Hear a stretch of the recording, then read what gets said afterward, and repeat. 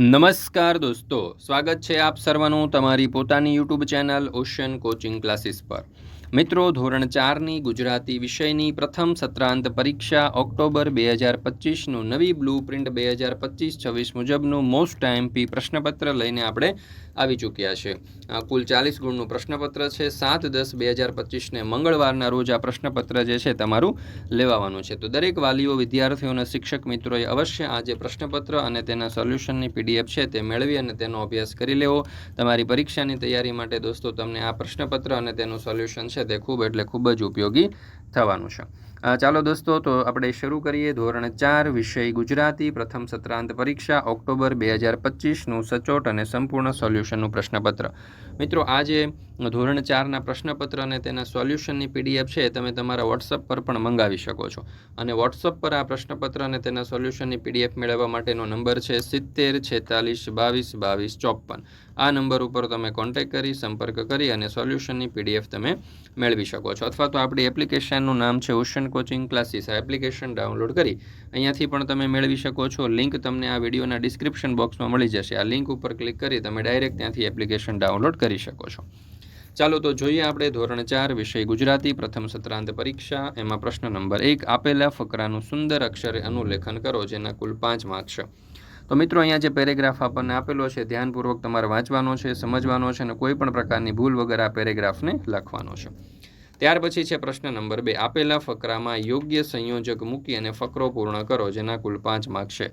એટલે, કેમ કે, અને, પરંતુ અને પણ। તો રોહિત ખાલી જગ્યા રોહન ક્રિકેટની સાથે સાથે એક્ટર ખાલી જગ્યા ખરો। રોહિત કરતાં રોહન વધારે ઊંચો ખાલી જગ્યા વજન તો રોહિતનું જ વધારે। આજે રોહિત રમવા આવ્યો નથી ખાલી જગ્યા તેની તબિયત ખરાબ છે। આજે ખાલી જગ્યા રોહનને વધારે સારું રમવું પડશે। ત્યાર પછી છે પ્રશ્ન નંબર 3, આપેલા વાક્ય વાંચી તેમાં કયો ભાવ રહેલો છે તે પસંદ કરી સાચો વિકલ્પ ઓળખી અને બોક્સમાં ખરાની નિશાની કરો, જેના કુલ 5 માર્ક છે। પેલું, સ્નેહાને પરીક્ષામાં ઓછા ગુણ આવ્યા તેથી તેને શું થયું હશે? તો અહીંયા 4 વિકલ્પો છે: આનંદ, ગર્વ, નિરાશા અને પસ્તાવો। સાચો જવાબ આવડતો હોય તે મિત્રો કોમેન્ટની અંદર જવાબ જણાવજો। બીજું, બગીચામાં સુંદર ફૂલો જોઈને બાળકોને શું થતું હશે? ગુસ્સો, આનંદ, નિરાશા કે દુઃખ? ત્રીજું, શાળાએથી ઘરે આવતા વિજય ઘરડા વ્યક્તિને રસ્તો ઓળંગવામાં મદદ કરે છે તો તેની માતાને શું થયું હતું? ગર્વ, ગુસ્સો, નિરાશા કે દુઃખ? ત્યાર પછી ચોથું, વીણાએ રસ્તામાં ખિસકોલીને મરતા જોઈને તેને શું થયું હશે? તો આનંદ, દુઃખ, ગુસ્સો કે ગર્વ? પાંચમું, મમ્મી ઘરમાં બાળકોને દિવાલ ઉપર રંગીન પેનથી લીટા કરતા જુએ છે તો તેને શું થયું હશે? તો નિરાશા, ગર્વ, પસ્તાવો અને ગુસ્સો? ત્યાર પછી છે પ્રશ્ન નંબર 4, આપેલા ચિત્રનું વર્ણન 7-8 વાક્યોમાં કરો, જેના કુલ 5 માર્ક છે। તો અહીંયા એક સરસ મજાનું આપણને ચિત્ર આપેલું છે ઉત્તરાયણનું। એ ઉત્તરાયણનું જે ચિત્ર છે એના ઉપરથી એનું આપણે અહીંયા વર્ણન કરવાનું છે। તો મિત્રો, આ જે પ્રશ્નપત્ર જે છે ને ધોરણ 4નું ગુજરાતી વિષયનું, તે સમગ્ર પ્રશ્નપત્રના સોલ્યુશનની પીડીએફ જો તમારે જોઈતી હોય તો પણ તમે મેળવી શકો છો। સોલ્યુશનની પીડીએફ મેળવવા માટેનો નંબર છે 70 46 22 22 54। આ નંબર ઉપર કોન્ટેક્ટ કરી અને તમે સોલ્યુશનની પીડીએફ તમારા વોટ્સઅપ પર પણ મેળવી શકો છો। અથવા તો આપણી એપ્લિકેશનનું નામ છે ઓશન કોચિંગ ક્લાસીસ। આ એપ્લિકેશન ડાઉનલોડ કરી અહીંયાથી પણ તમે આ સોલ્યુશનની પીડીએફ મેળવી અને તેનો અભ્યાસ કરી શકો છો। તો દરેક વાલીઓ, વિદ્યાર્થીઓ અને શિક્ષક મિત્રોએ અવશ્ય આ પ્રથમ સત્રાંત પરીક્ષાના આ જે પ્રશ્નપત્ર અને તેના સોલ્યુશન છે તેની પીડીએફ મેળવી અને તેનો અભ્યાસ કરી લેવો। તમારી પરીક્ષાની તૈયારી અને તેના સારા ગુણ પ્રાપ્ત કરવા માટે તમને ખૂબ જ ઉપયોગી થશે। જુઓ, પ્રશ્ન નંબર 5, આપેલા શબ્દોના મૂળાક્ષરને યોગ્ય રીતે ગોઠવી અને શબ્દ બનાવો।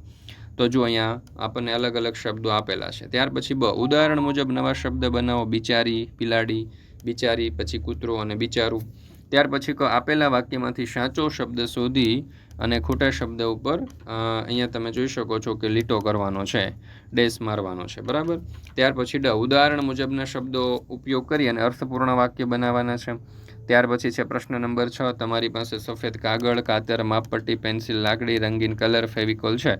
આજે તમારા વર્ગમાં આ વસ્તુઓની મદદથી રાષ્ટ્રધ્વજ બનાવવાનો છે। રાષ્ટ્રધ્વજ બનાવવાની રીત તમારે અહીંયા ક્રમમાં લખવાની છે। ત્યાર પછી છે પ્રશ્ન નંબર 7, પ્રશ્નોના જવાબ લખો।